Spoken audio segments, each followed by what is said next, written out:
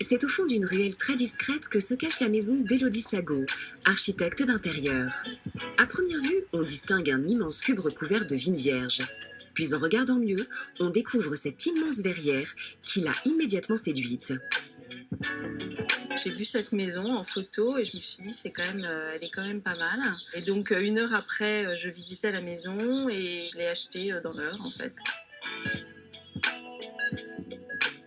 C'est un atelier d'artiste qui a été fabriqué par un architecte pour un peintre de Montparnasse. Et c'était à l'époque sa maison de campagne. Il y a une immense pièce avec une luminosité incroyable.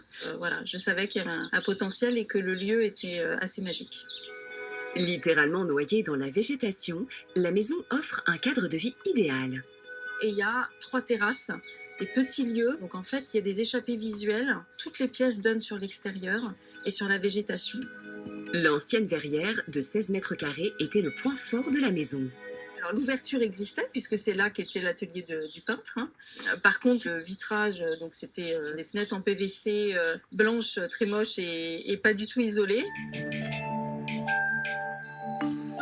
J'ai remis une verrière en acier sur mesure, fait par des superbes artisans, en triple vitrage et à rupture de pont thermique. Donc c'est à la fois une technique qui respecte vraiment l'âme de la maison et en même temps qui techniquement est extrêmement performante. Donc ici on est dans la pièce de vie. Là où est le salon maintenant, c'était la cuisine. Et dans la partie qui est aujourd'hui la cuisine salle à manger, en fait, c'était le salon.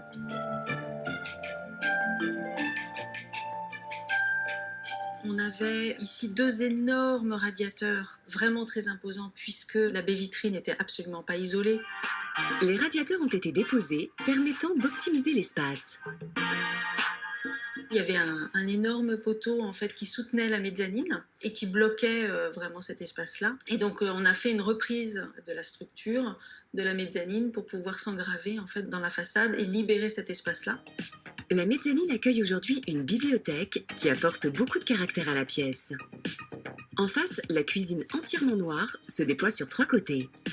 Dans les complexités qu'on avait notamment, c'était l'éclairage de cet espace.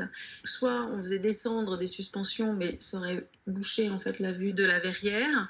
Et donc j'ai demandé au ferronnier qui a réalisé cette verrière de faire une étagère et on a inclus un éclairage en dessous qui permet en fait d'éclairer tout cet espace-là.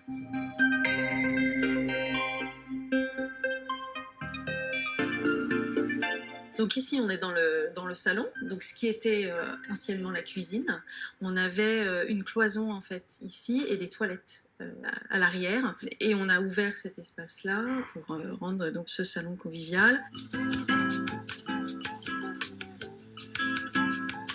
On a des éléments de la grande distribution et on a aussi du mobilier chiné, parce que j'adore ça. Par exemple, cette banquette-là, je l'ai trouvée dans la rue aux Encombrants, et puis après, je l'ai fait retapisser par un tapissier qui a des mains en or.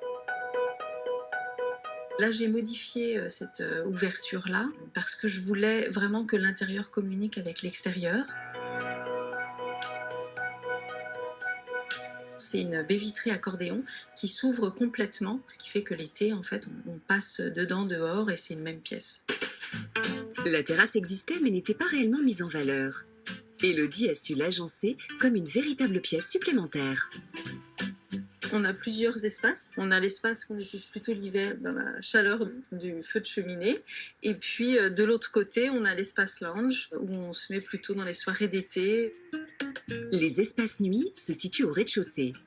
En face d'un petit bureau, on retrouve la chambre d'Élodie. Donc ici, on est dans ma chambre, qui a donc le beau window qui était un des éléments qui m'a fait avoir un vrai coup de cœur pour cette maison. J'ai fait faire une banquette sur mesure pour utiliser cet espace-là. Et puis le tapissier a fait tout un système de rideaux. Les rideaux passent derrière la banquette pour occulter la nuit, et donc avec une tringle qui a été totalement faite avec un gabarit sur place.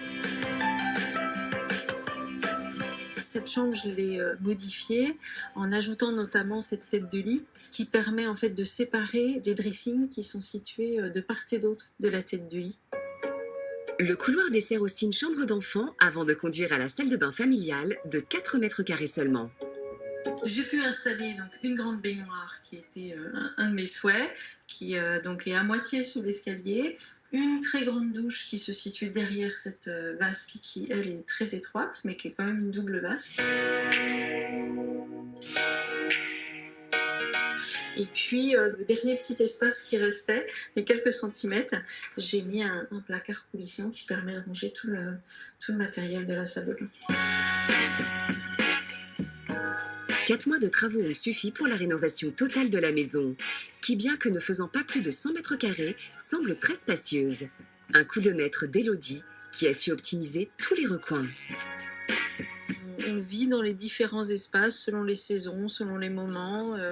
On peut à la fois tous se retrouver et en même temps avoir chacun son intimité dans des espaces différents.